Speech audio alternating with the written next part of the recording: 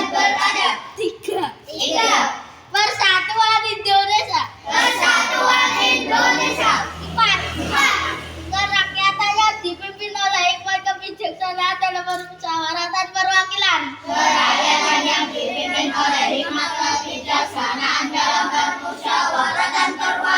5. Keadilan sosial bagi seluruh rakyat Indonesia.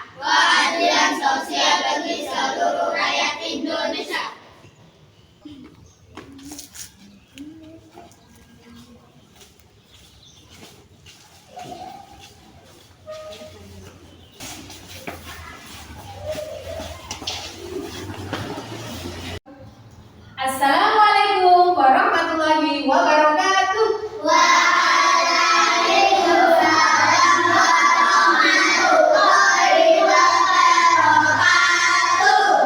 Bagaimana kabarnya hari ini? Alhamdulillah, luar biasa. Tetap semangat. Allah Akbar. Yes. Oke, semangatnya luar biasa. Hari ini siapa yang berangkatnya naik sepeda? Saya. Bagus. Ada yang jalan kaki? Nggak ada. Ada yang diantar? Oh, ada yang jalan kaki. Ada yang diantar naik sepeda motor? Wah, banyak ya. Terus, ada yang sudah sarapan? Sudah. Bagus ya. Sebelum berangkat sekolah itu harus sarapan terlebih dahulu. Jempol untuk kalian. Sebelum kita mengawali pembelajaran, kita berdoa dulu terlebih dahulu, ya. Berdoanya silakan dipimpin oleh Mbak Ida. Berdoa mulai. Bismillahirrahmanirrahim. Alhamdulillahirabbil alamin. Arrahmanirrahim. Maliki yaumiddin. Iyyaka na'budu wa iyyaka nasta'in. Ihdinas siratal mustaqim. Siratal ladzina an'amta 'alaihim ghairil maghdubi 'alaihim waladdallin. Raditu billahi rabban wa bil islami dinan wa bi Muhammadin nabiyyan wa rasulah. Rabbi zidni ilman warzuqni fahman bi rahmatika ya arhamar rahimin. Oke anak-anak, akan saya cek hadiran hari ini. Apa yang masuk? Hadir. Ajun ada ya? Ya. Hilmi, Ajeng, Alma, ada. Afifah, ada Mbak. Salsa, oke ya kan? Hadir. Alhamdulillah. Yang tidak hadir hanya satu Silakan berdiri anak-anak, semuanya berdiri dulu. Kita menyanyikan lagu nasional ya, berjudul Tanah Air. Sudah apa lagu Tanah Airku? Sudah. Kita menyanyikan dengan hitungan 3 mulai. 1, 2, 3. Tanah Airku tidak lupakan, kan tertanam selama hidupku. Biar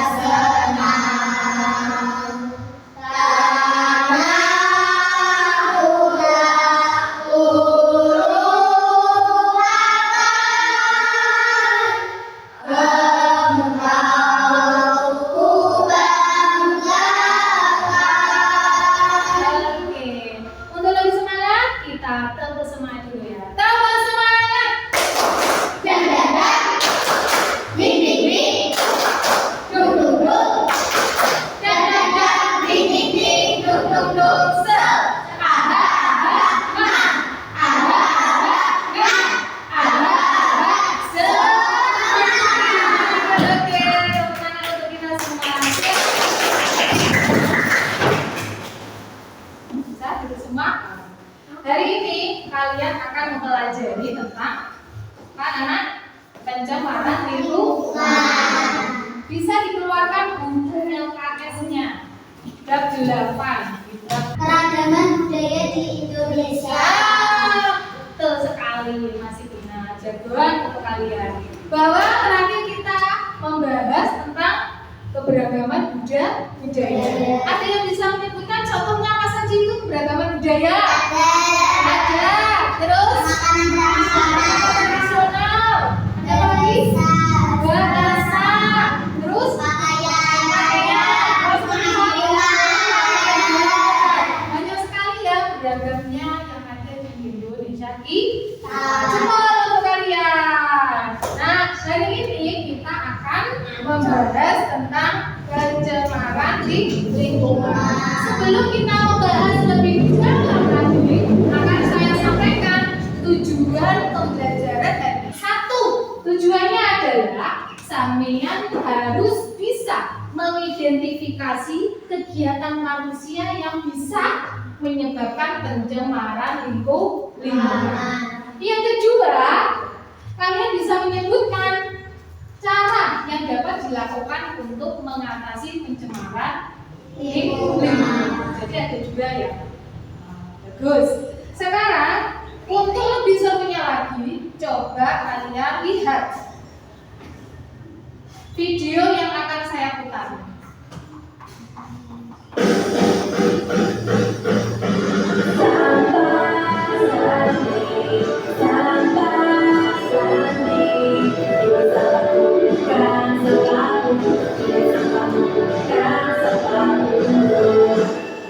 Ayo kembali sama-sama kita.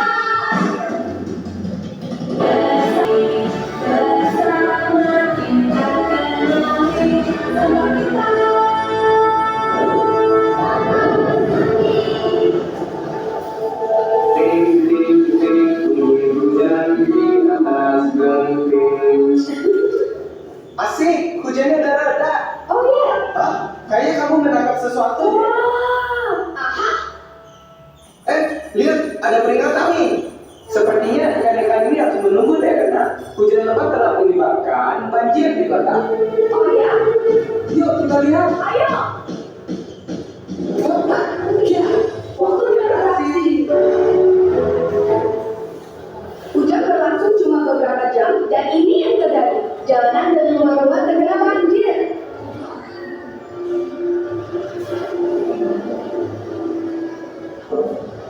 Wah, Ayo ke atas. yuk. Ayo kita cari tahu dari mana ya banjir ini berasal.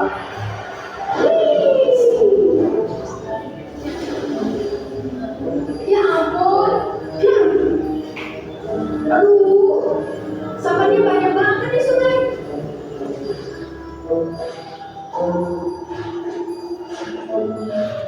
Wah, lagi ngapain Pak? Itu kan Pak Bumi dan timnya dari UPK Badan Air. Aha. Yuk, lihat apa yang sedang mereka lakukan. Halo Pak Bumi, lagi apa? Halo Sandi dan Rena, kami sedang membersihkan saluran yang bersumbat karena hujan. Oh, jadi penyumbatan ini yang membuat sungai meluap dan menyebabkan jalanan banjir. Tapi dari mana asal sampah ini? Semuanya ini berasal dari orang yang membuang sampah sembarangan di jalan, selokan, dan sungai. Oh, kok gitu sih? Ya barangnya. Kalian tahu nggak sih kalau Indonesia itu menyumbang 200.000 ton sampah yang mengalir dari sungai ke laut? Beratnya sama kayak 40.000 ekor gajah Asia. Sandi, gimana cara kita bantu Pak Budi dan Zebra supaya sampah tidak sampai ke laut dan tidak menyebabkan banjir lagi? Pak Bumi dan timnya sedang berusaha keras untuk menjaga kebersihan sungai. Apa yang bisa kami bantu ya Pak? Jangan menyapu lalu membuang sampah ke saluran air ke sungai. Kalian dapat menghubungi bank sampah terdekat untuk mengambil sampah-sampah tersebut. Nah, ajak semuanya untuk mengikuti Hari Bersih Indonesia. Lalu, ikuti juga acara bersih di lingkunganmu. Misi kita untuk menciptakan kebersihan dapat mencapai kalau kita melakukan bersama. Terima kasih Pak untuk saran-sarannya. Terima kasih semua atas kerja kerasnya. Bagus. Terima kasih Sandi dan Rena. Wah, begini seru.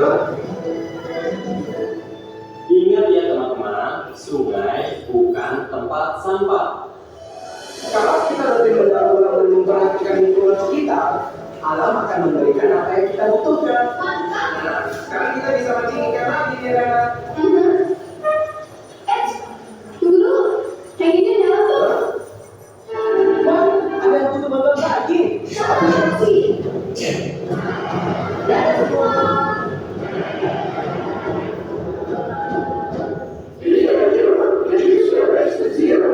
Bagaimana anak-anak?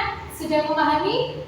Setelah dari video pengertian pencemaran lingkungan, apa yang sudah tahu, apa yang kalian dapat dari video yang kalian lihat?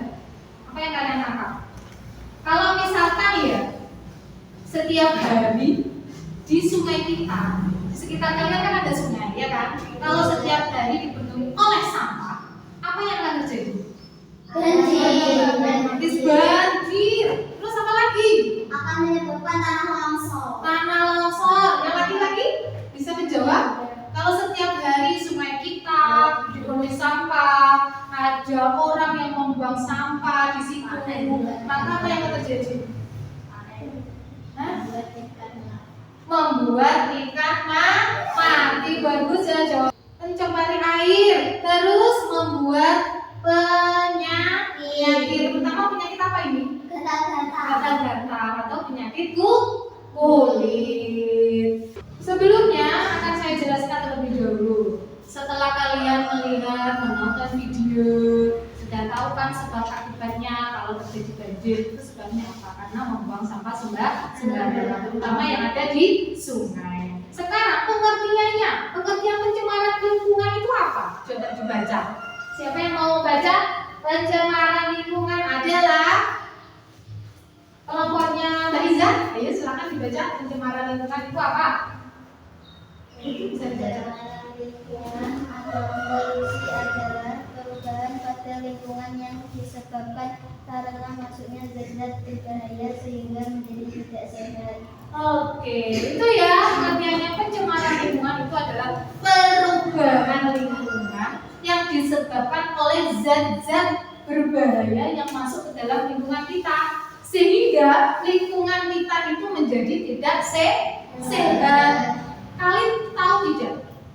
Sebagian besar pencemaran lingkungan itu disebabkan oleh kegiatan manusia.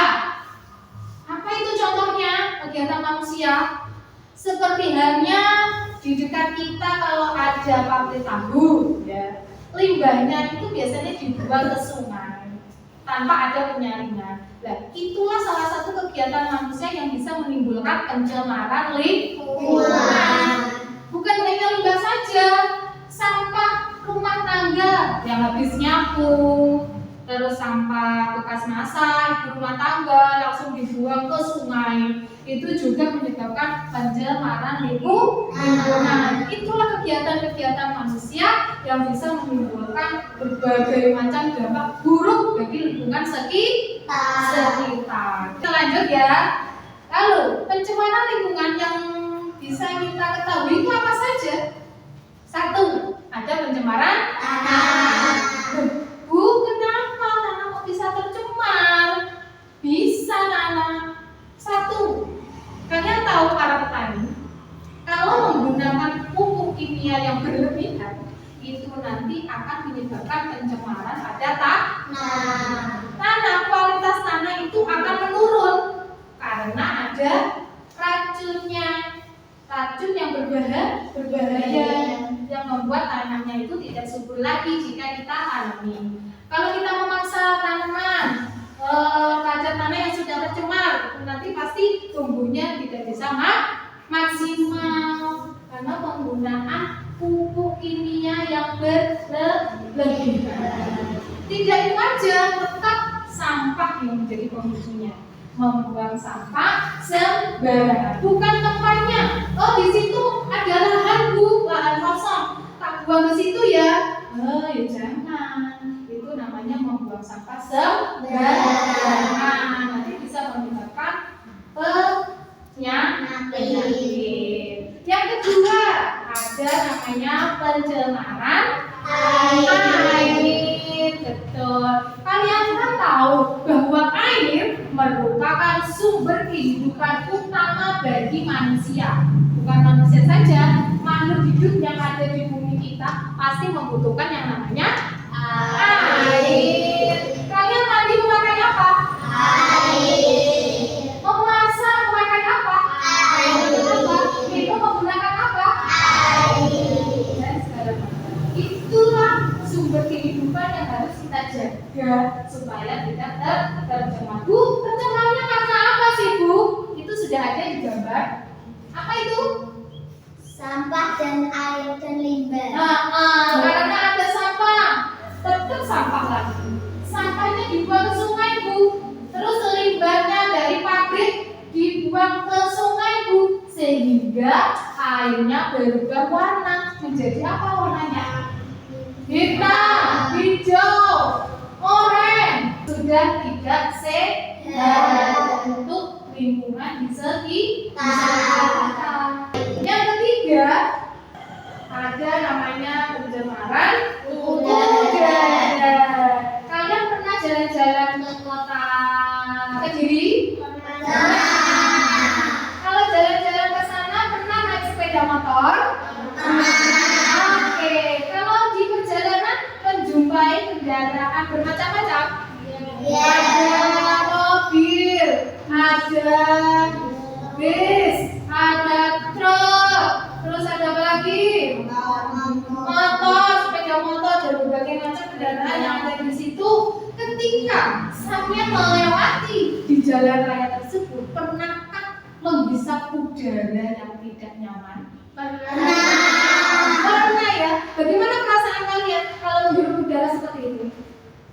Rasanya tidak enak. Tidak enak, sangat menyesakkan apa? Nama. Nafas kita, apalagi kalau asapnya itu berwarna hitam seperti ada yang gambar itu ya. Wah, itu sangat buruk sekali, sangat tidak sehat untuk kita semua. Terus itu ada gambar yang bawahnya itu adalah asapnya pabrik. Wah, asapnya seperti itu ya.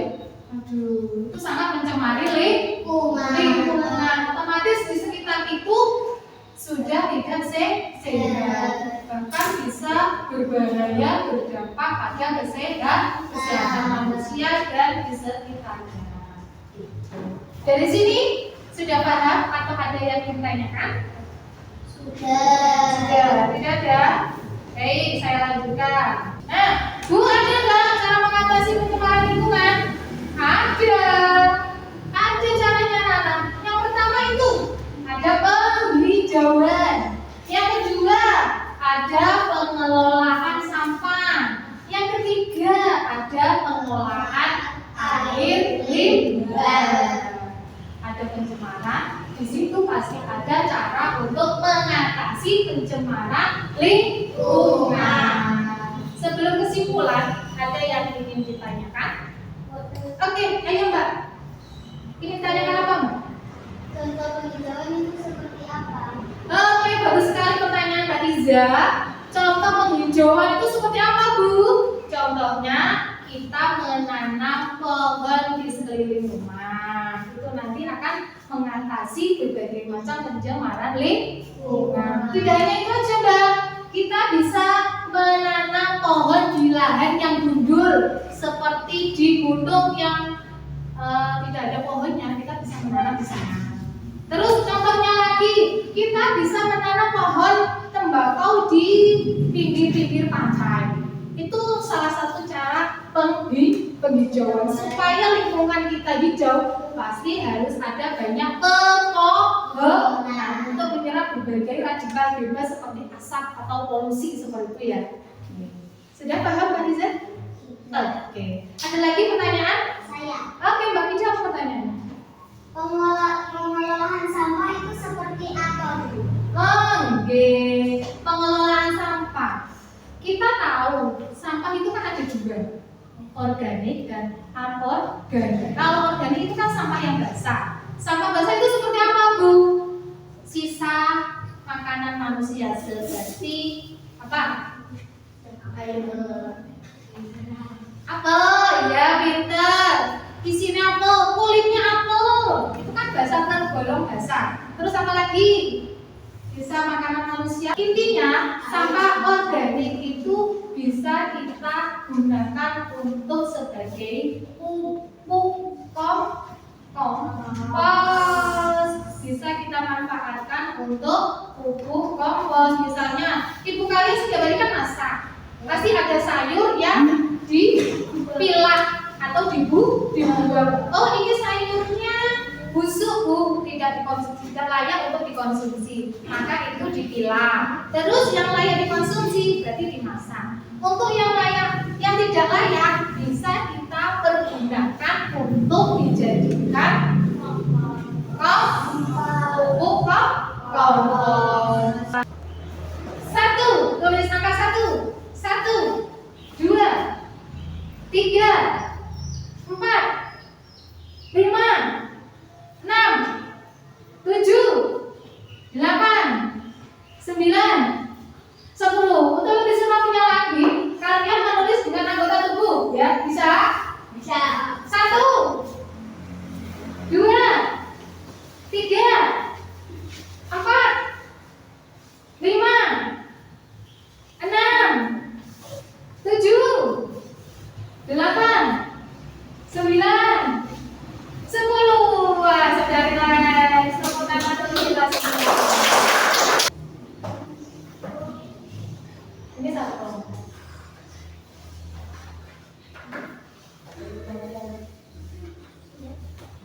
Silakan ini dikerjakan dan jawabannya langsung di bawahnya. Nama ditulis kelompok. Ini kelompok 1, kelompok 2, kelompok 3, dan kelompok 4. Silakan didiskusikan bersama teman-teman sebangku. Nanti kalau sudah selesai, dipresentasikan di depan perwakilan saja.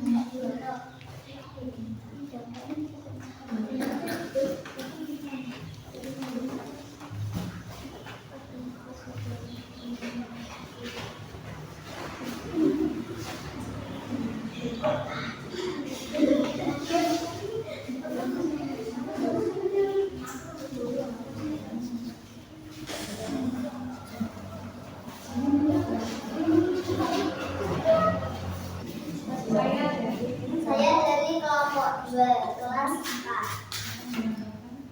Saya akan menyampaikan hasil dari diskusi. 1. Berdasarkan gambar, tuliskan jenis pencemaran yang kamu lihat. Gambar tersebut menunjukkan pencemaran air, lingkungan, dan air limbah. Bagus ya jawabannya dari kelompok 2. Tepuk tangan dong. Kelompok 2 yang mempresentasikan hasil diskusinya. Kita duduk dulu ya. Hasil diskusi Saya pertama jawabannya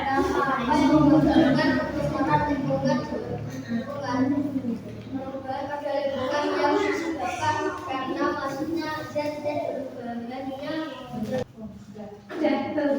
Oke, terima kasih untuk kelompok 1. Tangan dong. Selanjutnya dari kelompok 3, Mbak Iza. Dari kelompok 3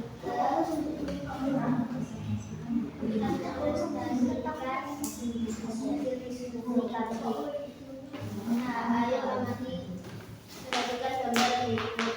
Ayo menjawab sakit. Sudah itu hasilnya. Oke, bagus. Kita tepuk tangan untuk kelompok 3. Jawabannya. Yang terakhir kelompok. Waalaikumsalam warahmatullahi wabarakatuh.